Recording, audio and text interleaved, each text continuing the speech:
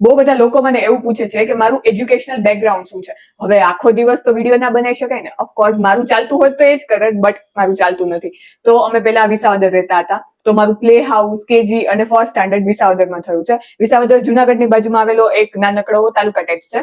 પછી 2nd થી 8, સેકન્ડમાં અમે જુનાગઢ શિફ્ટ થઈ ગયા હતા. તો 2nd થી 8 મેં RS કાલરિયા પ્રાઇમરી સ્કૂલમાંથી કર્યું છે મારું પ્રાઇમરી. અને પછી 9 to 12 મેં NP બાલોડિયા હાઈસ્કૂલમાંથી કર્યું છે. જો ઇફ તમે બી આ સ્કૂલમાંથી સ્કૂલિંગ કરી હોય તો જસ્ટ લેટ મી નો. મને તો એવું લાગે છે કે મારા બેચ વાળા તો મને કોઈ ઓળખતા જ નહીં હોય, બીકોઝ હું બહુ શાય હતી અને બેઝિકલી અત્યારે જોયું તો બિલકુલ નહોતી. પછી 2020માં મેં ફિઝિયોથેરાપીમાં એડમિશન લીધું at Shri Swaminarayan physiotherapy college Rani અમદાવાદમાં 2020 થી 2024 વચ્ચે. અને આ મારી લાઈફના બેસ્ટેસ્ટ યર્સ હતા. પછી 2025માં મેં સેન્ટ્રલ ઓર્થોકેર હોસ્પિટલ જે જુનાગઢમાં છે એમાં 1 વર્ષ એઝ અ ફિઝિયોથેરાપિસ્ટ જોબ કરી. પછી મેં ફરીથી ગયા મહિને મારી જ કોલેજમાં MPT ઇન ઓર્થોપેડિક્સમાં એડમિશન લીધું છે.